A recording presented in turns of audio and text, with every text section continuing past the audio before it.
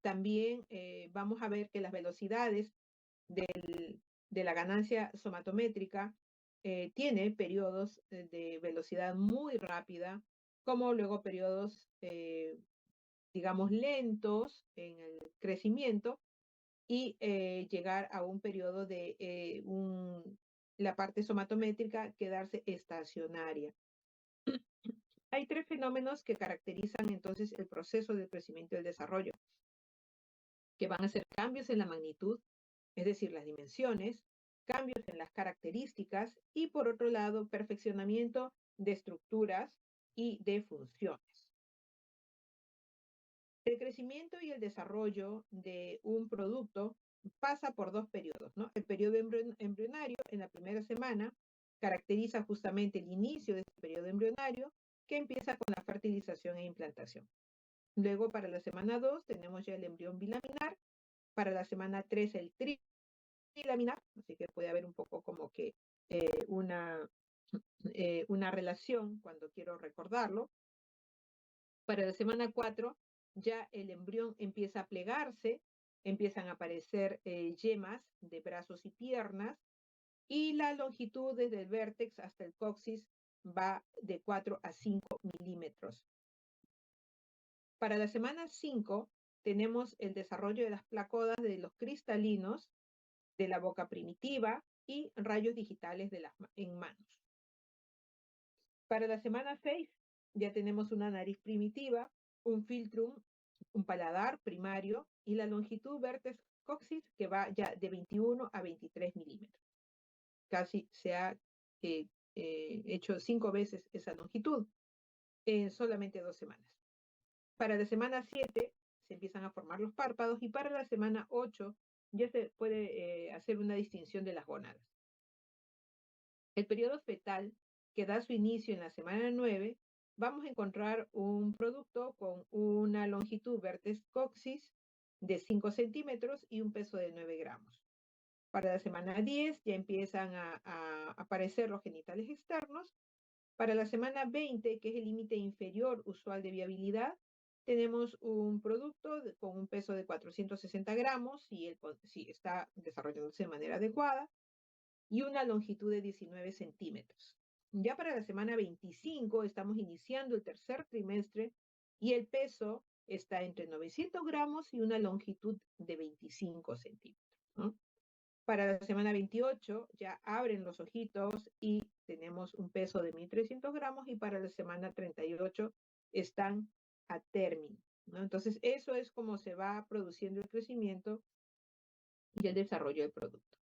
Y si nosotros hacemos una comparación de cómo son las proporciones corporales, ¿no? En la etapa fetal pueden ver a los 2 meses y a los 5 meses, como por ejemplo a los 2 meses prácticamente el tamaño de la cabeza en global forma parte del 50% de la dimensión del cuerpo. Para recién nacido, casi es la cuarta parte, aunque en realidad eso lo consigue a los 2 años.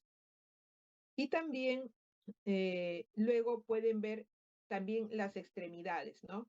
Primero las extremidades son cortas y luego cada vez se van haciendo un poco más largos hasta llegar a la mitad del muslo, ya en el desarrollo de la etapa adulta. ¿Qué debemos de recordar en cuanto al crecimiento en el primer año? Sabemos bien que el peso del recién nacido puede disminuir hasta un 10% la primera semana, pero esto debe de mejorar, es decir, debe haber una recuperación o superar el peso del nacimiento ya a las 2 semanas de vida. Nosotros en el gráfico de abajo, podemos ver, por ejemplo, de acuerdo a los meses que se diferencian en 3 meses cada uno, de 0 a 3 son trimestres, de 3 a 6, de 6 a 9, de 9 a 12, cómo va el aumento de peso diario en gramos, cómo va cambiando, va disminuyendo la ganancia de peso diario por cada trimestre. Y la longitud en crecimiento también va disminuyendo en cada trimestre. La circunferencia de la cabecita también empieza a tener una disminución y la cantidad recomendada de kilocalorías por kilo día va inclusive también disminuyendo. Esto es lo que debe de darse para lograr completar en el primer año el crecimiento en longitud de 24 centímetros en un año. Es decir, si el paciente nace con 50 centímetros, al año debiera tener más o menos entre 74 a 75 centímetros. Eso es en el primer año. Si yo encuentro un niño al año en su control que está con 65 centímetros, por ejemplo, entonces voy a decir, este niño está bajo en talla, pero debo remontarme a la talla con la que nació. Entonces tendré que averiguar, de repente, de antecedente, tiene que fue un prematuro y nació, pues en vez de 50, nació con 40 centímetros de longitud. Entonces, ¿ha hecho su ganancia de los 25 o 24 centímetros en el año? Sí, sí la ha hecho. Entonces significa que tiene una buena velocidad de crecimiento, ¿ya? Y poco a poco, bueno, luego tendrá otro tipo de evaluaciones para ver en qué momento llega al estándar. Pero lo cierto es que su velocidad con la que creció ha sido adecuada. Existen tablas que uno puede ir guiándose para lo que es el crecimiento, el desarrollo de un niño, pero también hay fórmulas que uno debe de tener en cuenta, por ejemplo, cuando tienen en la emergencia un paciente pediátrico, en el cual la mamá hacía 6 meses que no lo llevaba a un control. Por lo tanto, no tienen peso, no tienen talla, no tienen nada, ningún índice somatométrico para que ustedes puedan dejar indicaciones. Ya ustedes han hecho talleres en los cuales cuando utilizan medicamentos y cuando se utiliza medicamento en pediatría, mayormente es miligramos por kilo de peso y inclusive en algún tipo de medicamentos se requiere superficie corporal. Por lo tanto, ustedes tienen que tener sus parámetros para poder saber más o menos si es un niño, por lo demás, eutrófico, es un niño que no tiene ninguna patología de por medio, pueden hacer el cálculo con estas fórmulas que están acá, ¿no? Al nacer, un peso aproximado de 3,250, llega un recién nacido que nació aparentemente bien, de repente está haciendo una hipoglicemia, pero nadie sabe el peso, ustedes entonces al cálculo, ya más o menos 3 kilos, tengo que darle, ¿cuánto era para la hipoglicemia de bolo? 2 ml de dextrosa al 10% por kilo de peso. ¿Cuánto le tendré que dar? Más o menos 6 a 6,5 mililitros de dextrosa al 10% en bolo para mejorar la hipoglicemia, ¿no? Entonces, esos datos, este tipo de formulitas nos pueden ser muy útiles en esos momentos. Entre los 3 y los 12 meses tenemos esta fórmula, la edad en meses más 9 entre 2. Entre los preescolares de 1 a 6 años, edad en años por 2 más 8. Y de los 7 a los 12 años, edad en años por 7 menos 5 entre 2. Entonces, eso es para calcular más o menos el peso. En cuanto a la altura, al nacer 50 centímetros para un niño que nació eutrófico, a término, ¿no? Al año debe tener aproximadamente 75 centímetros y entre los 2 y los 12 años, la edad en años por 6 más 77. Y entonces, estos son datitos que pueden serle útiles a ustedes para calcular. Por ejemplo, yo les puedo poner en el examen. Llega una, llega una niña de 4 años convulsionando, ¿no? Sin antecedentes patológicos de importancia. Quieren indicar fenobarbital, por decirle fenobarbital. Por decirle fenitoína, de repente, no sé. Ya, les puedo poner eso, ¿no? ¿Qué dosis le corresponde de este medicamento? Una niña eutrófica, una niña sin antecedentes de nada, tiene 4 añitos y la mamá está hecho un mar de lágrimas y no trajo tarjeta porque estaba comprando en la tienda y ahí se cayó y convulsionó, ¿no? Ustedes pueden tener rápidamente la emergencia, tiene 4 años, entonces más o menos debe tener tal peso, 4 por 2, 8, más 8, 16, debe tener 16 kilos aproximadamente, ya listo. Con 16 le calculo cuánto necesita. ¿Ya? ¿Me entiende, verdad? Eso se entiende la razón de ser de esto. Muy bien, avancemos. Por otro lado, hay que tener en cuenta que en los primeros 12 meses, o sea, durante el primer año, el volumen cerebral está en un crecimiento importante, en un desarrollo importante, ¿no? Fíjense en este esquema de la izquierda, lo que se puede ver, ¿no? Cómo sigue una curva ascendente constante, ¿no? Lo que es el volumen total del cerebro, ¿ya? Y por otro lado, tenemos también a esa edad la importancia del tiempo de sueño. Fíjense que hasta los 12 meses, los niños más o menos crecen, duermen entre 13 y 17 horas en el día, ¿no? Teniendo en la parte roja está el mayor tiempo de la noche, ellos descansan, ¿no? Y poco a poco, esto, al inicio casi está a la par, día y noche, duermen casi igual en el día, igual que en la noche, pero luego poco a poco empieza a reducirse y el mayor tiempo de sueño es nocturno, ¿no? Eh, Esto es importante tenerlo en cuenta porque las alteraciones en el patrón del sueño también nos puede dar indicios de que algo pasa, de que hay algún problema. Por ejemplo, los pacientes, un niño de repente a la primera semana o al primer mes no noto qué tan activo o hipoactivo es, pero de repente llama la atención que a los 3 meses, a los 4 meses, siga durmiendo en el día tal cual como duerme en la noche. Entonces es un niño que está teniendo un patrón de sueño que no es adecuado. De repente es un niño hipotónico, de repente es un niño que tiene un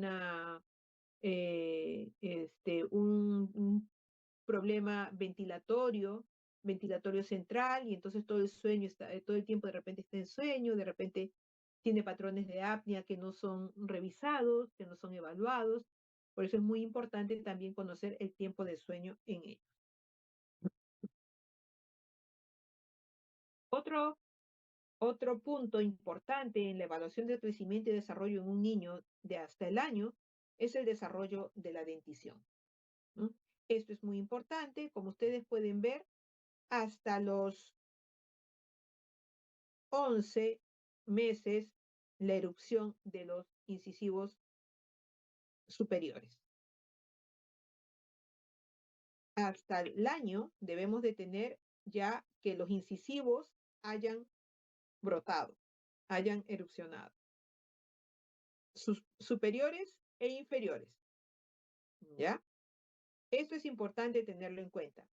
Si yo veo que es un paciente de un año, me lo llevan al control, año y medio de repente, y no ha tenido erupción de los dientes, y además lo reviso y es un niño que no está creciendo bien, ese niño puede tener un hipotiroidismo, puede tener una deficiencia de hormonas, puede tener un síndrome.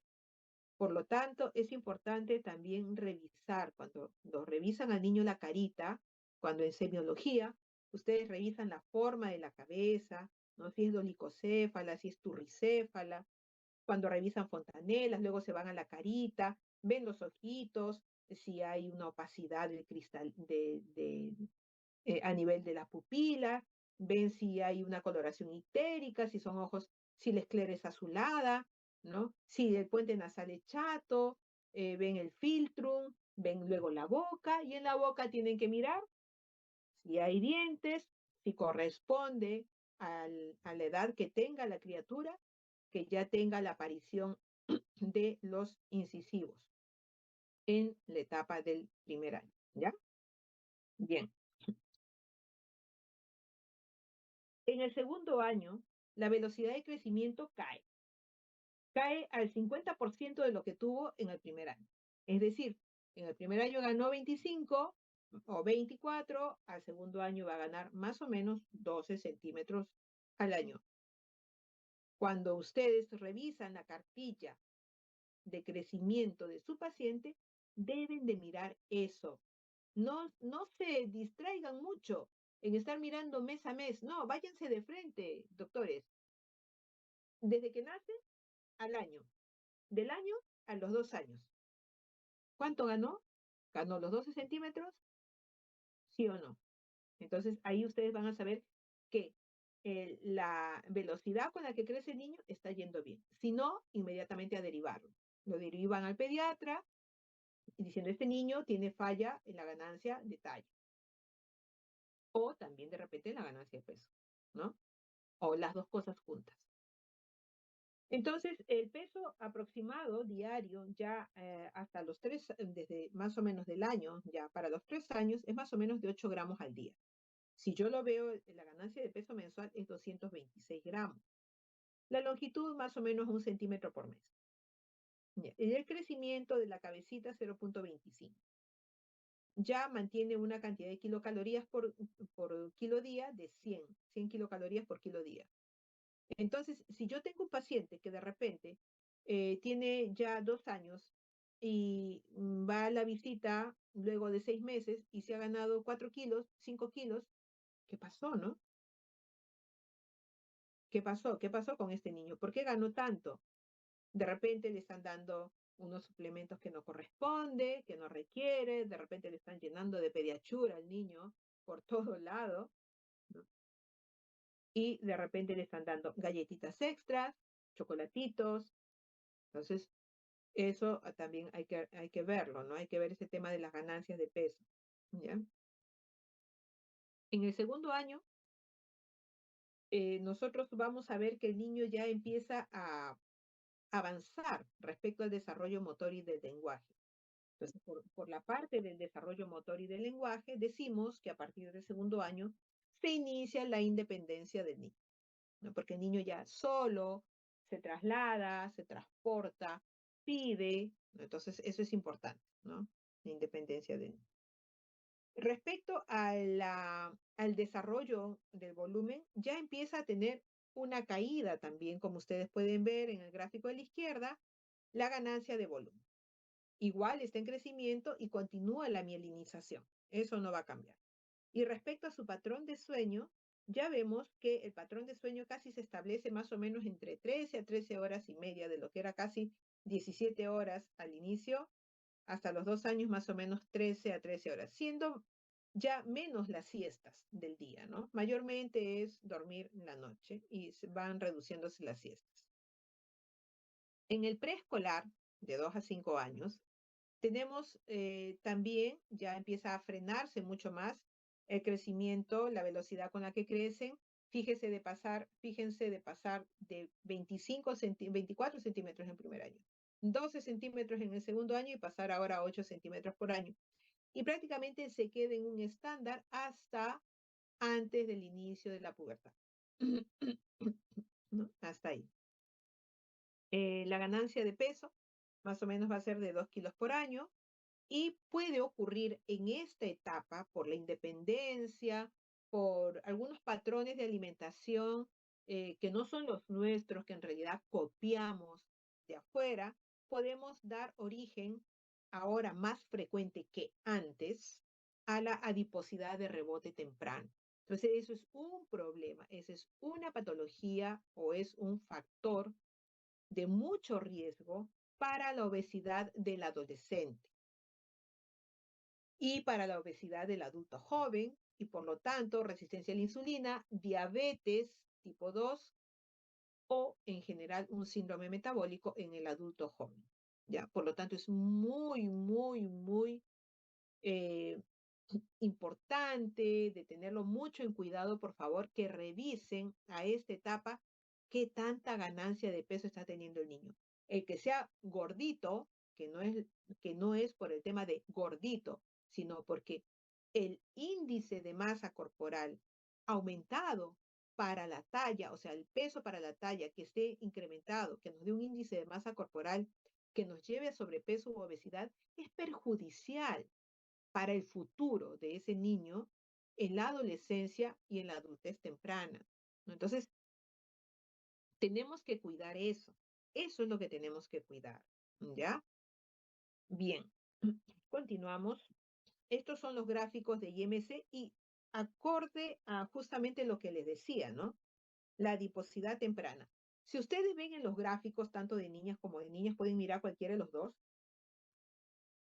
El gráfico del índice de masa corporal es como una J echada. ¿No? Es como una J echada. Significa que a los 4 o 5 años cae el índice de masa corporal. Y debe de caer, porque después, a partir de los 6, 7 años, va a empezar a elevarse. Si nosotros tenemos que esta J no se da, ya tenemos que pasa esa caída que tiene la curva, nunca cae, se mantiene en alto, vamos a llevar a un niño al sobrepeso y a la obesidad tempranas y de manera constante. En los preescolares, saben ustedes bien, porque también ha pasado por esa edad hace poco, la energía física es máxima y la necesidad de sueño ya disminuye inclusive hasta 11 horas, que mayormente se va a dar en la noche. Hay que tener en cuenta también desde el punto de vista de la dentición, que en los que en los 3 años aparece, ya van a tener las criaturitas los primeros 20 dientes primarios.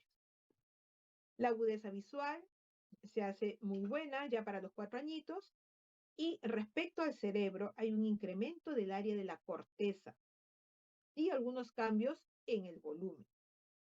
Ya los niños escolares de 6 a 11 años empiezan a tener otro tipo de comportamientos, hay que trabajar mucho el tema de la autoestima, ellos buscan mucho la aceptación de maestros, de otros adultos y compañeros, por eso es importante trabajar la autoestima a estas edades, ¿no? En realidad desde edades más tempranas para que estas edades se vaya consolidando.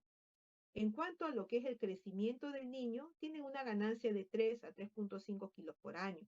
Van ganando masa muscular, van ganando mineralización ósea y va haciendo más pesadito su cuerpo. La velocidad con la que crecen puede estar en 8, pero antes de la pubertad puede caer hasta 6 centímetros por año y luego empezar su elevación. La mielinización, su perímetro cefálico, un crecimiento de 2 centímetros por año. La mielinización va a continuar hasta la adolescencia, con un pico de ganancia de sustancia gris entre los 12 y 14 años. Es esta etapa del niño del aprendizaje. Hay que ponerlos a aprender todo, todo, las cosas buenas obviamente, y enseñarles las cosas malas también. Pero hay que ponerlos a aprender, porque esa es la etapa de mayor captación. Entonces, es muy importante. También hay que considerar el tema de la pérdida de los dientes. Aproximadamente empieza a los 6 años, ¿no? Con una tasa de recambio de 4 piezas por año. Si yo tengo un niño, por ejemplo, que tiene 5 años y empieza a mudar los dientes, los primarios, algo está pasando, algo está acelerando este proceso de la parte ósea.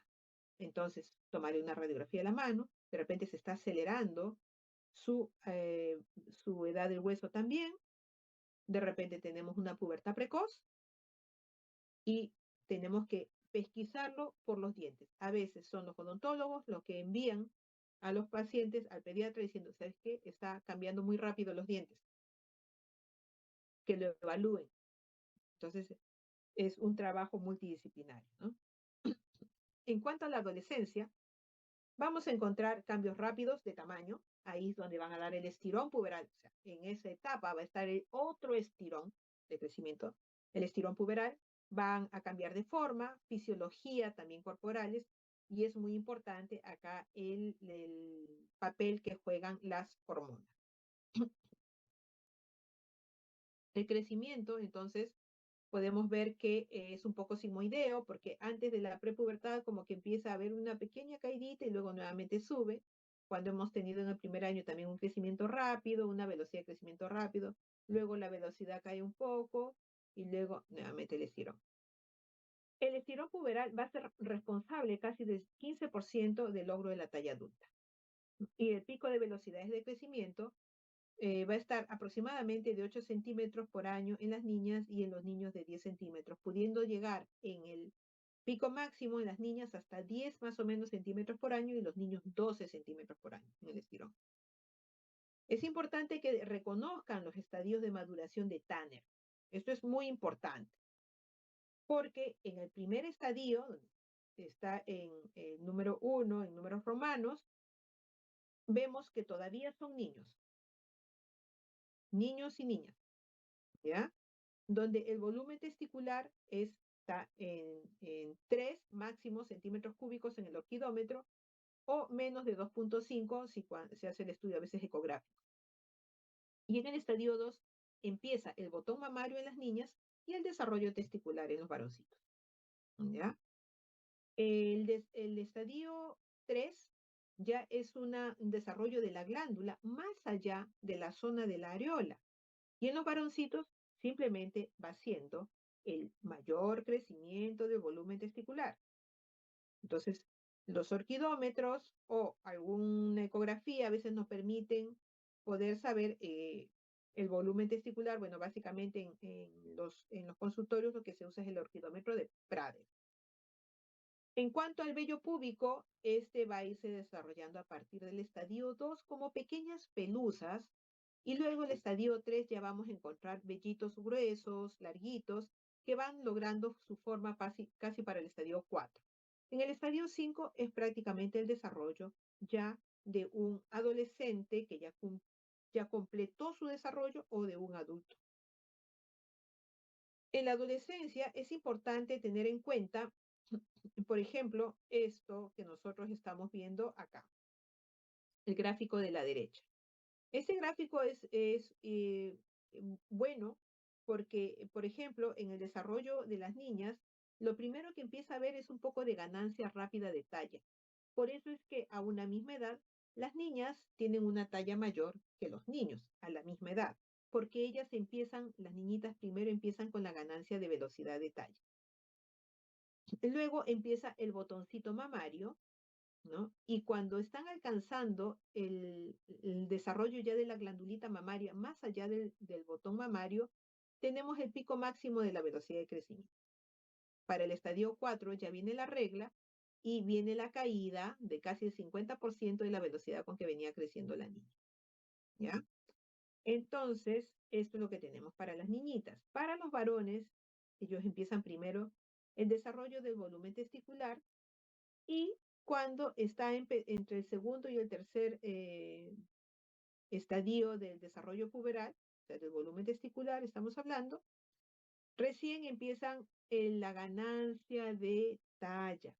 Para el estadio 4, cuando el volumen testicular está más o menos en 15 centímetros cúbicos o 12, lo más bajo, el niño empieza a tener su velocidad de crecimiento, su estirón, pero además hay que tener en cuenta que ellos crecen casi 2 centímetros más que las niñas como velocidad de crecimiento, ¿no? Entonces, eso hace que luego ellos tengan una mayor talla.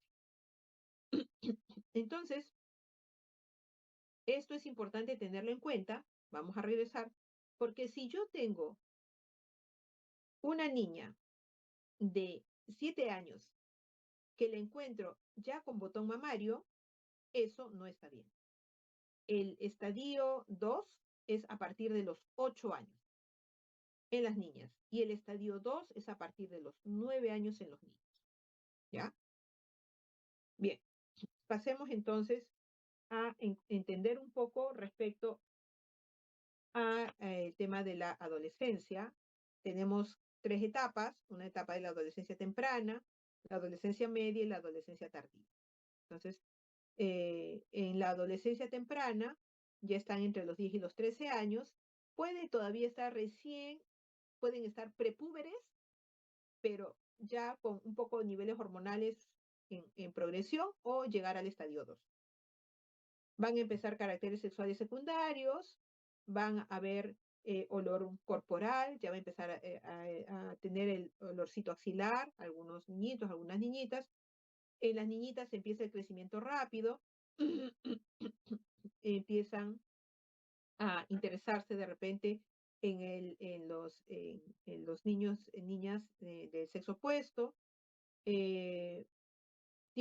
se preocupan mucho por sus cambios corporales, eso hay que tenerlo bien en claro, ¿no? Ya quieren un poquito la independencia, pero a veces no, a veces todavía están en la lucha de que soy niño o ya soy puber, y tratan en sus compañeritos todavía estar un poco en su mismo grupo, pero claro, ya se interesan a veces por el grupo, por el sexo opuesto, ¿no? Pero habitualmente paran en sus grupitos, ¿no? Todos los niños niñitos, todas las niñas juntas y así, ¿no?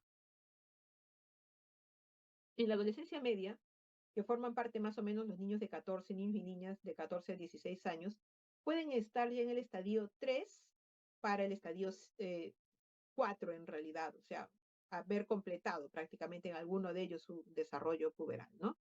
Ya han alcanzado su pico de crecimiento en altura, algunos chicos pueden ser que no, y son los maduradores tardíos o los que tienen retraso constitucional en crecimiento, son aquellos chicos que en talla todavía no alcanzaron el potencial y son los bajos del grupo, pero luego cuando terminan la secundaria los emparejaron a los que estaban muy avanzados en talla, ¿no?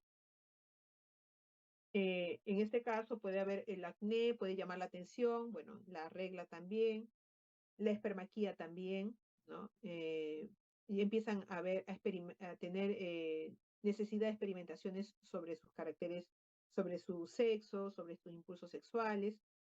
Su pensamiento a veces es abstracto, cuestionan mucho, cuestionan las reglas, las normas de casa, cuestionan todo lo que los padres digan o sus tutores, ¿no? Se preocupan mucho por el tema de la estética, ¿no? Tratan de buscar mucho la aceptación, eh, pero también hay que tener mucho cuidado porque es cuando pueden estar sufriendo este fenómeno del bullying, ¿no? Entonces hay que tener mucho cuidado. Bueno, y por último tenemos la adolescencia tardía, que ya son los más grandecitos, el crecimiento ya es mucho más lento, ya los maduradores tardíos pueden todavía de repente seguir creciendo, consolidación de su identidad sexual, hay mucho idealismo a esta edad, o absolutismo también. Ya la imagen corporal se hace más estable, ¿no? Se hace más estable.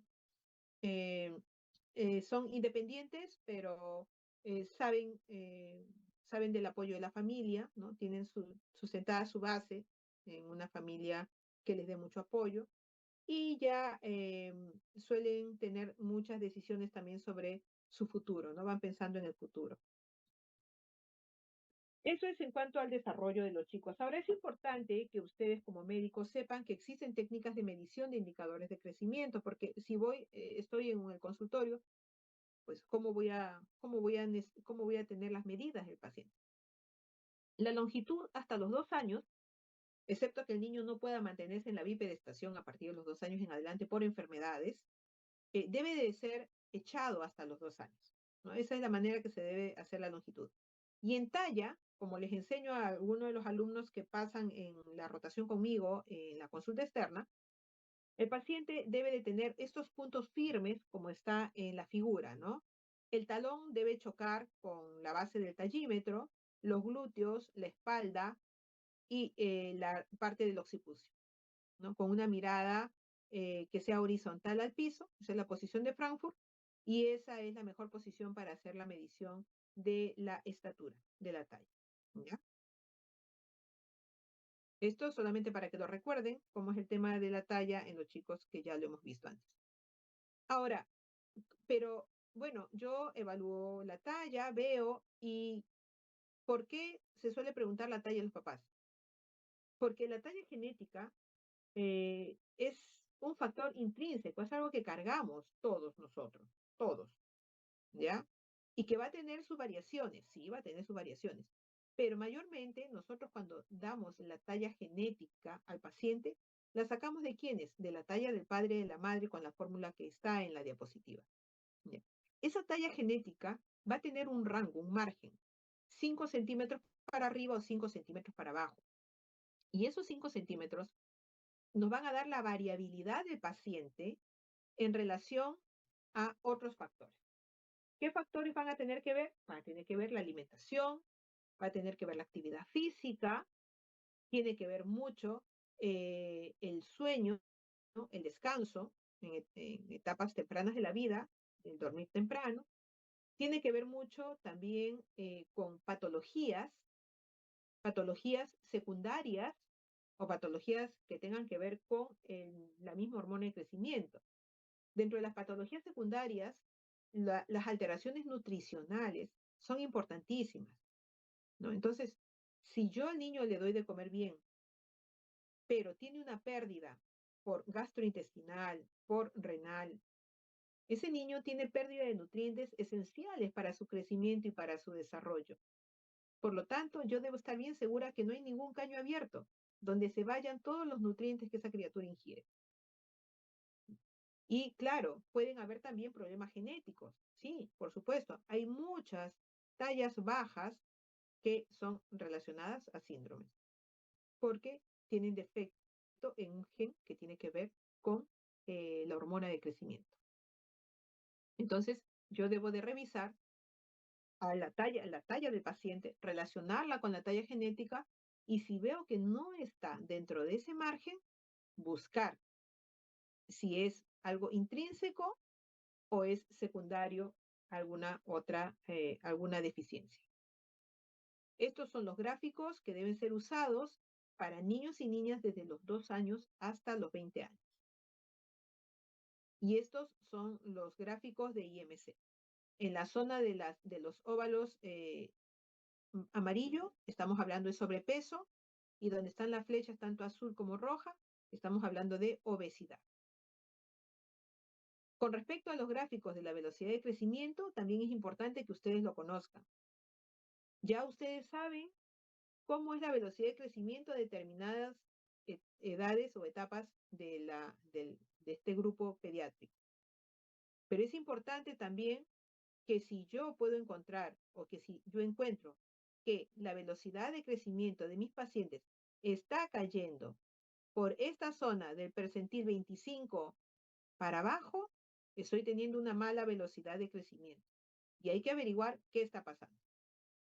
¿Cada qué tiempo yo debo de ver una velocidad de crecimiento? Como médico para un niño, una niña X, su control habitual. 3 meses en lactantes y 6 meses en niños mayores de 1 año. Hay otros indicadores que también deben de conocer, que son los segmentos corporales. El segmento superior, que se mide en la talla, se mide sentado, el paciente en una talla sentado, la parte de la cabecita y el tronco, el vértex hasta el isquion, y el segmento inferior, distancia de la sínfisis de pubis hasta el piso, medido de pie. Esta relación de segmento superior y segmento inferior, como le había mostrado en el gráfico, donde estaban también las proporciones corporales, en el recién nacido es de 1.7. O sea, los segmentos superior es un poquito más corto. Luego, hasta los 10 años va 1, a partir de los 10 años 1 y mayores de 10 años 0.9. En cuanto a la brazada, mide la distancia entre los extremos de los dedos más largos de ambas manos con los brazos en extensión. Durante la infancia y la niñez temprana, esta medida es menor que la talla, es decir, los brazos los tienen ellos más cortos, pero luego se iguala alrededor de los 10 años y en niños de 12 años, y finalmente puede ser superada. Es importante porque si yo tengo un niño o una niña con talla baja, estos segmentos corporales también deben ser medidos. En cuanto al peso y el cálculo del peso para la talla o índice de masa corporal, respecto a los menores de 2 años, debe utilizarse el peso para la talla y los mayores de 2 años el índice de masa corporal. Y les dejo para que ustedes puedan también tener en cuenta la velocidad de crecimiento, la fórmula para hallarla. Muy bien. Vamos entonces a pasar, bueno, bien. Hasta acá era lo que quería compartirles, lo que quería mostrarles. Yo envío a la delegada, de la Almenara para que le pase, porque a ella la tengo en el WhatsApp, para que pase a todos las diapositivas, por favor, de la clase del día de hoy.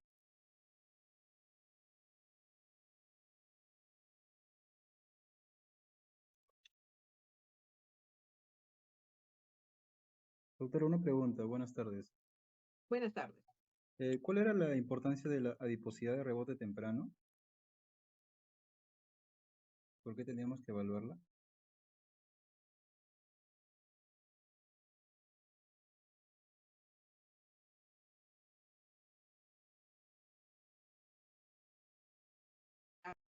El incremento del peso para la talla, o sea, tener en el índice de masa corporal en obesidad o sobrepeso, en esas etapas del desarrollo donde estaba el gráfico, va a generar un hiperinsulinismo que es de muy difícil manejo posteriormente, porque el niño va a quedar en un proceso de sobrepeso o obesidad y luego en el tiempo rápidamente puede pasar a mantener este hiperinsulinismo inclusive hasta etapas de la adolescencia. Y en la adolescencia hay un estado que se llama hiperinsulinismo fisiológico. A, digamos, sumado este hiperinsulinismo desde esta etapa de los 4 o 5 años, puede generar en el paciente una diabetes temprana, una diabetes tipo 2, algunas otras características de síndrome metabólicos para adolescentes o adultos. No digo síndrome metabólico en niños porque en realidad diagnóstico de síndrome metabólico como niño no existe, no existe porque en niños el problema es más estudiar o tratar las comorbilidades o las complicaciones que se pueden generar en obesidad, ¿no? Eh, el síndrome metabólico básicamente se acuña para adultos. Los criterios son acuñados para adultos, pero sí puede generar esta obesidad de rebote, problemas tempranos en la obesidad del niño, en un patrón, una conducta alimentaria dañina, perjudicial, y llevar a estados de la adolescencia con obesidad, hiperinsulinismo y ahí sí, problemas de hasta diabetes tipo 2 en adolescentes, ¿no? Que eso sí no es tan infrecuente, ¿no? No es tan infrecuente ahora con todos estos cambios alimentarios que tenemos. Ok, doctora, gracias. De nada. Doctora, una pregunta. Buenas Sí, tardes. Con bueno, respecto a la brazada que había mencionado que tenía que ser, me parece menor que la talla. En caso esto no se dé, ¿de qué trastorno podríamos sospechar? ¿De algún trastorno en específico? a ver, si yo tengo un niño menos de 10 años y que tenga una brazada muy corta, entonces yo puedo pensar que de repente tiene un problema sindrómico, ¿no? Un síndrome, y habrá que verificarlo con acortamiento de extremidades, ¿no? Si yo tengo un niño con una brazada muy larga para su talla, significa que puedo tener un acortamiento de los segmentos inferiores. Significa que las piernas de repente son cortas. Entonces, tendré que buscar también medidas, la mesuración de los miembros inferiores para saber si son acordes para la edad del niño. Entonces, cuando yo tengo una desproporción de los segmentos, a lo que me va a ayudar es a saber si este niño tiene algún síndrome donde existe un acortamiento de extremidad. Y esto es importante porque de repente tengo un hipocondroplásico, ¿no? Por ejemplo, los hipocondroplásicos a veces no son tan bajitos como no son bajitos en extremo como los acondroplásicos, pero a veces hay algunas variantes de los hipocondroplásicos donde solamente pueden tener reducción de los segmentos superiores, ¿no? Y son adultos y los brazos no llegan a la mitad del muslo, los brazos llegan más o menos para empezar las caderas. Entonces, por eso es importante la medición, ¿no? ¿Y cómo lo ven? Bueno, no sé cómo ven ustedes en la parte de la evaluación en consulta externa, pero habitualmente yo veo a los niños y siempre a todos les hago poner las manitos a los costados como firmes, ¿no? Los más chiquitos, sus manitos van a llegar muy cerca de su cadera, pero los de 10 añitos en adelante ya llegan casi un poquito a la mitad, la puntita de sus deditos, del tercer dedito, ya llegan casi a la mitad de los muslitos, ¿no? Entonces, por ese lado, se ve que hay una proporción una proporción corporal adecuada. Está bien, doctora, gracias. De nada. Doctora, una pregunta. Buenas tardes. Sí, buenas tardes. Con respecto al crecimiento en el primer año, mencionó que esto difiere en el prematuro. No entendí muy bien el ejemplo que dio, pero podría decirse de que es con la edad corregida. Lo que pasa es que yo hablé de velocidad de crecimiento. Tenemos un prematuro o un pequeño paredaje estacional. Si nace con una talla X, ponle 40.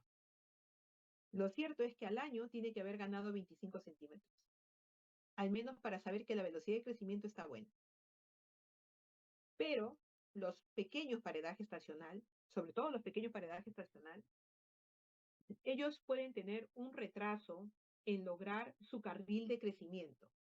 Entonces, eso se llama, bueno, en inglés le llaman el catch-up,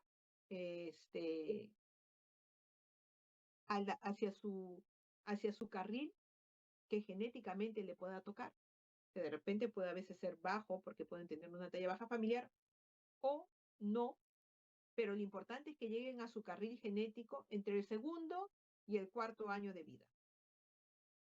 Pero tuvieron una buena velocidad de crecimiento en el primer año. O sea, nació con 40, era prematuro, todo, nació con 40 y logró sus 25 centímetros en el año, 24, 25 centímetros en el año. Entonces, él ha tenido una buena velocidad de crecimiento, pero falta que llegue a su talla que genéticamente le toca. Tenemos que darle tiempo, tenemos que darle el chance a que llegue a esa talla, ¿no? ¿Hasta cuándo? Hasta los 4 años. Los americanos dicen, no, 2 años nomás. Inmediatamente, si no llega a su talla que le corresponde, su talla genética, pueden estarle empezando hormona de crecimiento. Pero las escuelas europeas son un poco más tranquilas, más pausadas, dicen, no, déjalo hasta los 4 años. Porque el 50% de estos niños a los 2 años puede lograr su carril y hay otro 50% que lo puede demorar un poquito más. Entonces, esperarse hasta los 4 años es darle la posibilidad al niño de que en vez de que haga luego esos 12 centímetros en el segundo año, de repente hace un poco más, hace 15 centímetros y de repente luego no hace 8, sino hace 10, pueda lograr entrar a su carril, ¿no?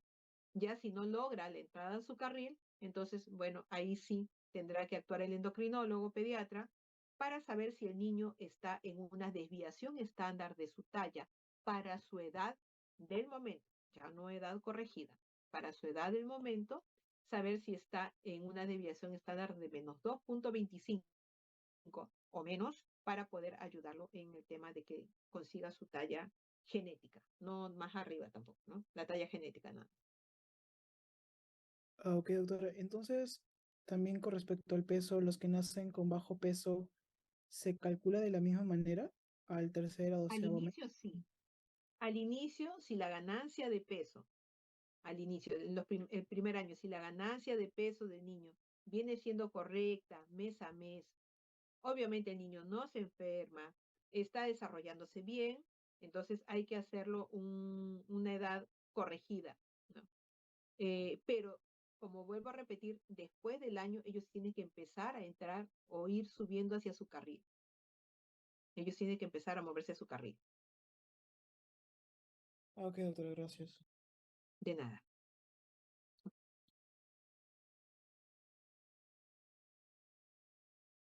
¿Alguna otra pregunta, por favor?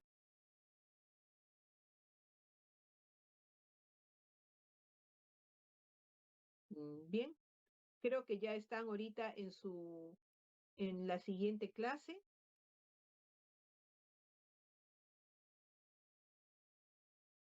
Ya les toca, creo, 3:30. Sí, doctora. Sí, doctora. Ya, ok, entonces bien, nos estamos viendo en la siguiente clase. Que Gracias, tengan buena doctora. tarde. Gracias, A doctor. ustedes, Gracias, doctora. que les vaya muy bien. Hasta luego.